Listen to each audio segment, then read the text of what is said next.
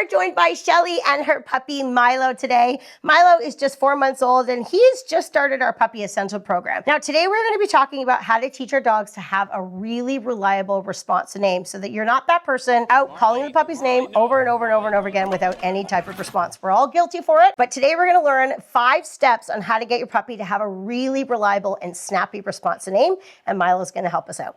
I'm Kayl. Welcome back to McCann Dogs. Now, eventually, I would expect him to just learn to listen to me and not touch that, but how old is he? 4 months. 4 months old. Okay, so he's 4 months old. So what I need to do is be teaching him, not really expecting him. Okay, now the exercise. Now we have a wheeling puppy. Milo, and then feed. Milo, and then feed. Milo, feed. Now I have your attention. Milo, and then feed. So it's really simple. All I'm basically trying to do here is teach him when you hear your name, something great is about to happen. Now, it seems really simple, but a lot of people actually struggle with the timing. They end up giving the puppy the treat and then saying the name, which sort of defeats the purpose. I need to say the name and then immediately within 1 second, give the puppy the treat. The only complication is that when we do this, we need to have attention from puppy. So he's still interested in the bone. So I've just placed my foot on the house line, which is another reason why when I like to train these things, I like to have a leash or a line on so that I don't have a puppy just leaving to go and jump on the couch. So let's give that a try. Have a couple of little chicken wieners in your hand there, something high value. Oh yeah. So you can get him sitting or standing. It doesn't really matter, but try not to let him be jumping there. Now, Milo. And then feed. Name first, then feed. Milo. Nailed it. Perfect. Milo. Yes. Good. One more time. Milo. Yes. Okay. Now, this is where it's going to get weird. Say he was in the backyard or he was in the kitchen or something. How would you say his name like in normal everyday life? Milo. Yes, okay, so that's how you need to say it here. And you're so cute, you're thinking about your steps. Yeah, so you'll say it lots of different ways, but even though it feels a bit funny because he's just sitting right in front of you, that tone, that sound is something that he's gonna listen for. So let's do it 1 or 2 more times. Call him as if he's like 50 feet away from you. Okay. Milo. Yes, good boy.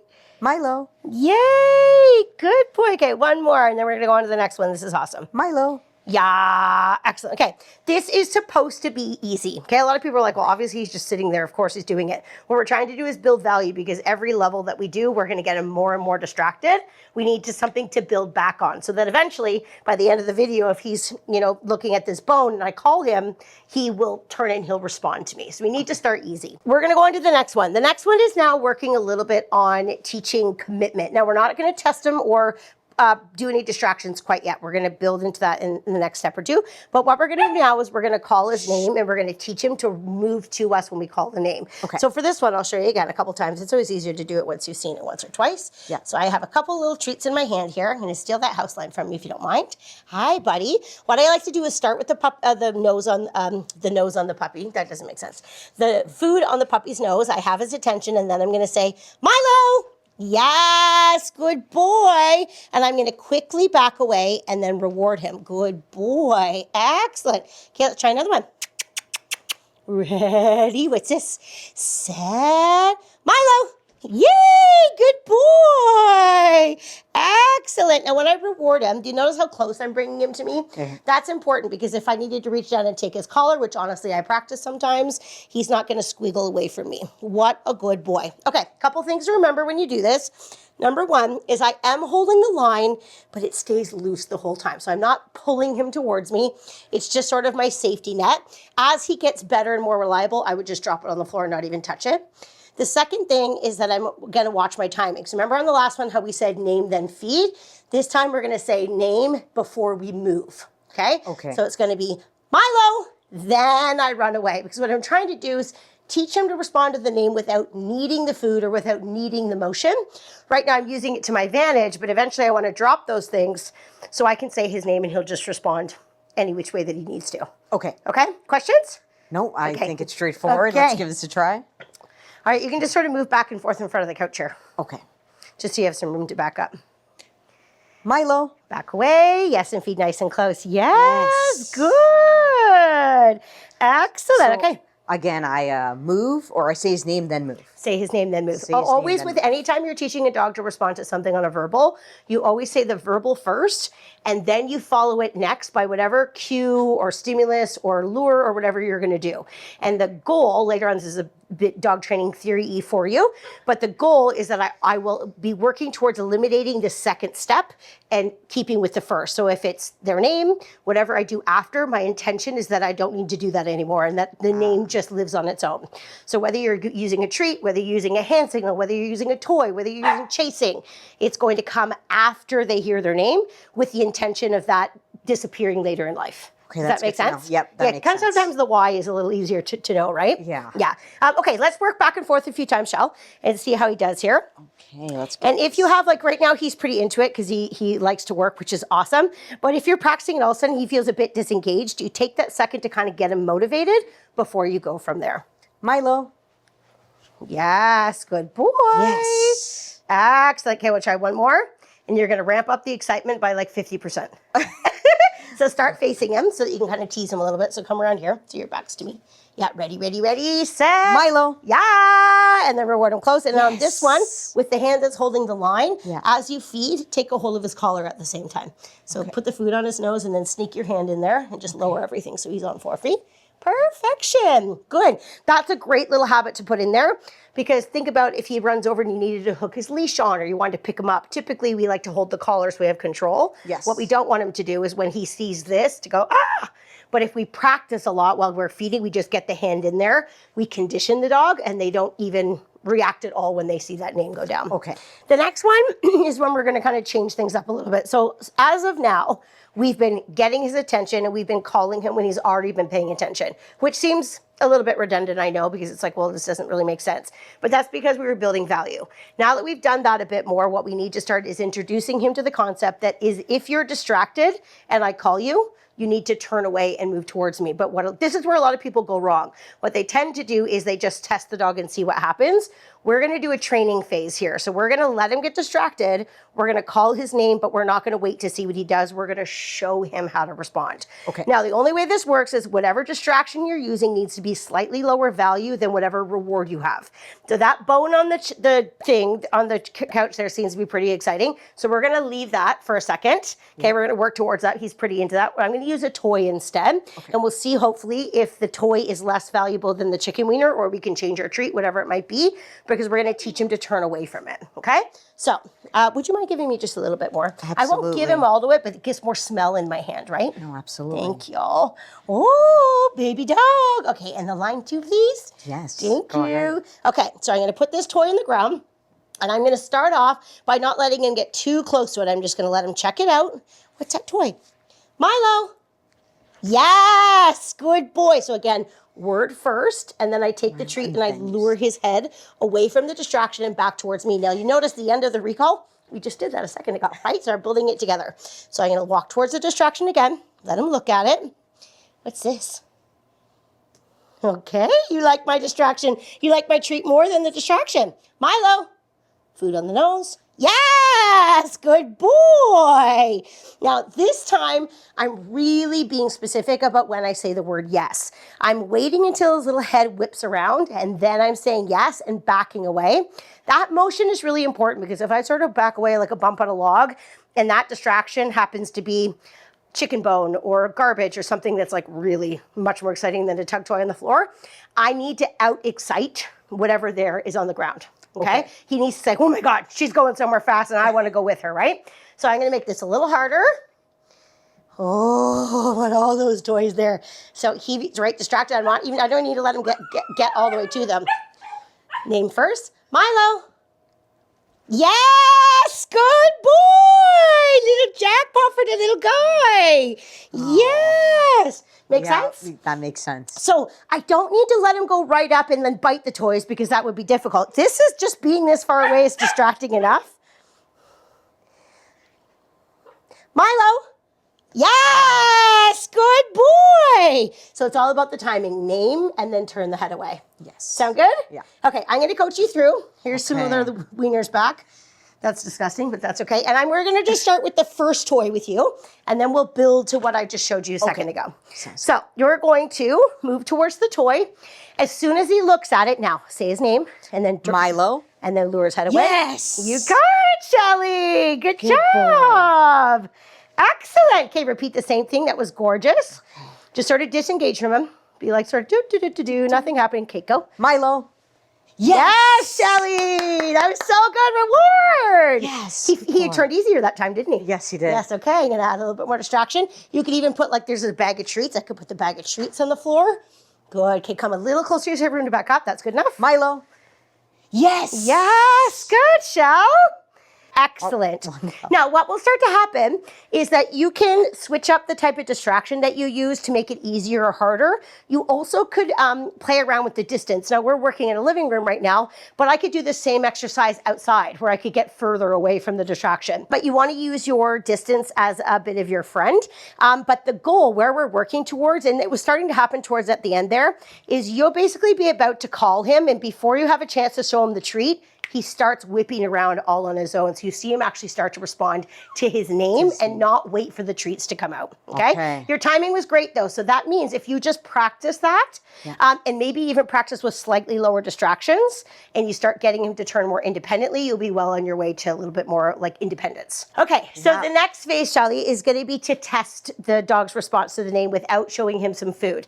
Now, to be smart, we wanna set him up to be successful. We don't wanna do it on a bunch of distractions because he kind of showed us right a second ago that he was pretty into it. I don't think he was quite ready to be tested. He was kind of waiting for the food. That's okay. He's a 4-month-old puppy. So, but we know what we're working with. But what we can do is just work on perhaps, less distractions. So I'm going to put this away and I'm going to cover it for a second. And I'm just going to actually let you bring him over to me. Okay. Now on the first one, I want you to say his name and then lure him away just like you did with the toys a second ago. So get some treats ready. Okay. You're going to say Milo and then you're going to lure him away from me. We're not going to test him on the first one. I'm just going to give him a little benefit of the doubt here. So name, then lure. And am I able to give him the treat? Yes. Okay. Yes. Milo. Yes. Good. Yes. Excellent. Okay. Now on this next rep, you're going to let him come and say hello to me, and you're going to say, Milo, and you're going to wait for it. Good boy.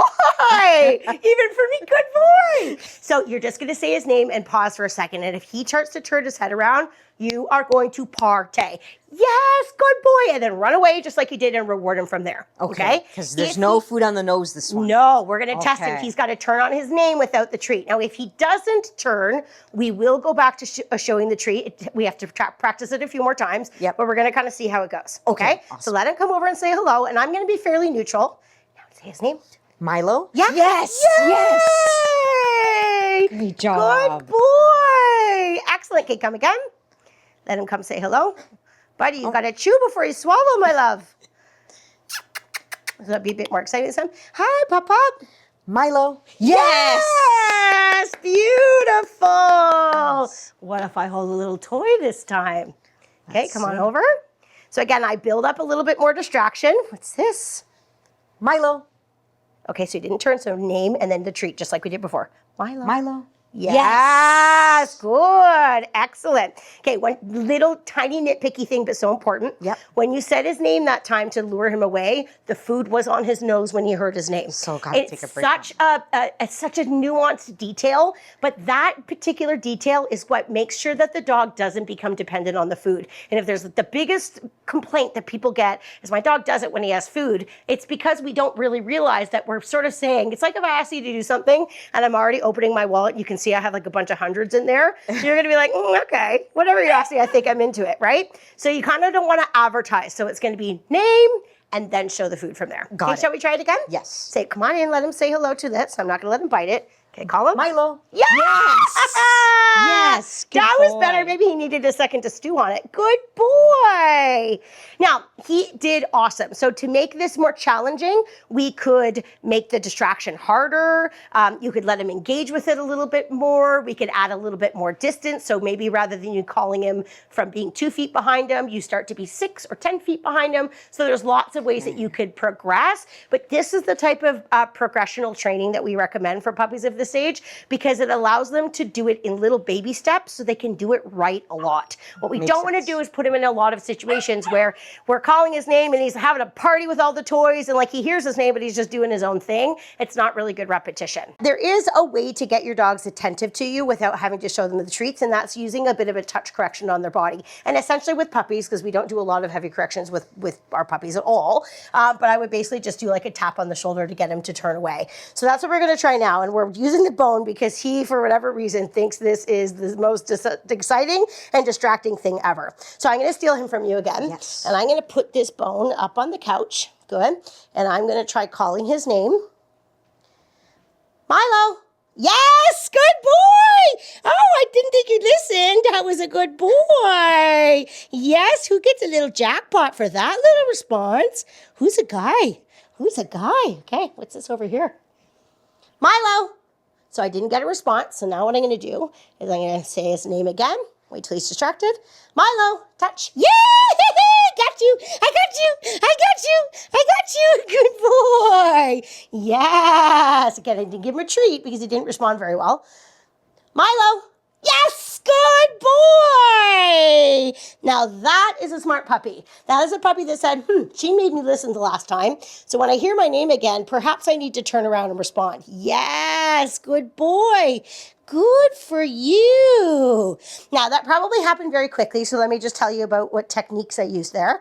It's not terribly complicated, but basically what I did is when I said his name, I'm going to give him a little touch on the side of the body that's closest to me. Like I said, it's like a tap on the shoulder. It shouldn't hurt the dog, but it also, he shouldn't think that I'm like petting him or praising him. So if he's like looking up on the bone, and I'm just like doing one of these, basically he's like, oh, she likes that I'm looking at the bone. I need to do something, hey, yeah, good boy. That's going to get him attentive. Now, the other thing that I did as soon as he turned is I engaged him immediately. I went playful. I was sort of poking at him and like being a bit playful. That's really important too, because when you have a puppy that wants to get distracted by something, if I touch him and he turns around and he's going to be like boring, and then it's going to go right back to what he's doing. So I need to make sure that over here is more fun than over there. Make sense? Yes. Okay. Do you want to give it a try? Yeah, do you feel let's comfy? do it. Okay. I'm going to give you some of these back again. I always like to have lots in my hand, but I don't necessarily give the puppy all of them. In fact, when I was rewarding him there, I was breaking them up and giving him little pieces. Yes, but that way he can smell lots in my hand. Good boy. And did you hear me say the word jackpot? I'm not sure if you've heard that in class before. Basically, when I really like something, that last one, he turned so fast and he really gave me excellent eye contact. So when I see the puppy do something that's like even above excellent or above average, I sometimes even say jackpot to the puppy, but I reward multiple times. The puppies are like, whoa, something really great just happened, because her response is like a bit different than just her normal happy. She is like, wow, she's really happy, right? Yeah. Puppies, dogs can really sense the difference between how a person reacts to them, which is sometimes what happens. I get caught when I'm teaching in classes because I'm squeaky and squawky and loud and whatever, but the puppies are very attracted to that. So I'll be walking down, I'll say, yes, and then the puppy will like turn over from the person and then run to me because of the excitement. Yep. Yeah, I'm not some fancy dog whisperer or anything, I'm just obnoxious. But the puppy goes, woo, she's fun. And then that sort of helps with that. Okay, Papa. All right, so you're going to take that. We're just going to let him jump up on the couch here, which that'll be a story for another time. Good. Okay, and I'm not going to let him bite it, but just call his name and see what happens. Milo. Yes, yes. Reward! What a freaking superstar! Wow. Okay, so if he does that, there's no need to give him a little touch reminder, but I would like you to be able to try that. Okay. So I'm going to make it a little harder this time. Okay, call him. Milo. Oh my gosh! Yes. Okay, we have to make the distraction harder. That is amazing. Good. Are you so clever? You probably like coming to your mama more than you like coming to me too. What about this one? Milo. Yes! Good boy! Amazing. Good job. Okay. He's doing great, and so I want to make sure you know the touching. So this time, just for practice, I want you to say his name and then just try the touch, because it's not hurting the puppy. Okay. So this time you're going to say Milo and give a little touch. Good boy, Milo, and then back away. But do you see how much faster his response to name is now at the end of our session? He's getting the reps in. Yeah. Okay, so you're going to say name and then give him a little touch and then back away and party. Name. Milo. Yes. Good. Awesome. Excellent. And your timing was perfect there. Okay. So name first or word first, good boy, and then reward from there. Okay, come on over and grab a seat with him for a second. That was amazing, Milo. Clever guy. Okay, do you have any questions or uncertainties about what we talked about? No, it's just I think I have to work on my own reps. Yes. When it comes to Milo and then the movement. So I got to say the name and then I got to take a pause quickly and then do the movement. A really helpful tip that I will often tell people, and I'll even do myself, is I'll say the word then inside my head. So I'll say like Milo, and then food. And you'll have perfect timing every single time because it forces you to kind of have that little pause. So that's something that you could try.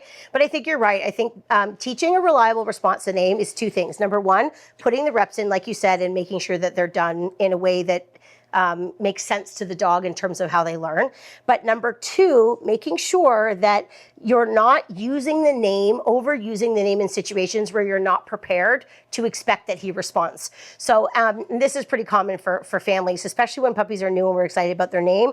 We end up saying like, Milo, in your crate, Milo, get a drink, Milo, get your bone, Milo, on your bed, Milo, over and over and over and over again. What we want our pups to learn is that when we say the name, we expect them to pay attention.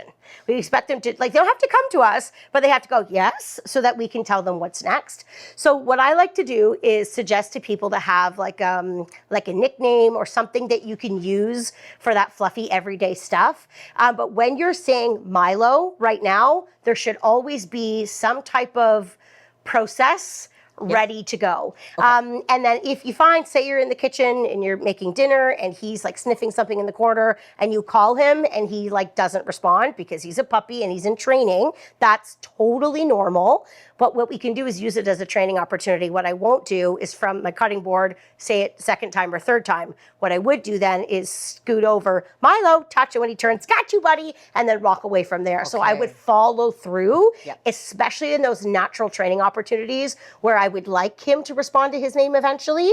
But what I don't want to do is teach him that when we're training and my bait bag's on and we're practicing our reps and you're a rock star, that's great. But when you're sniffing something in the yard and I call you, I'm not going to follow through at that point. Okay. Does that make sense? Yeah, that does make sense. That consistency goes a long way. And this is short term. Like this is while he's learning. Yeah. Once he learns it, you don't have to be quite so particular about all of this. But right now, while he's a puppy, it's particularly important. Do you have any other questions about the response to name?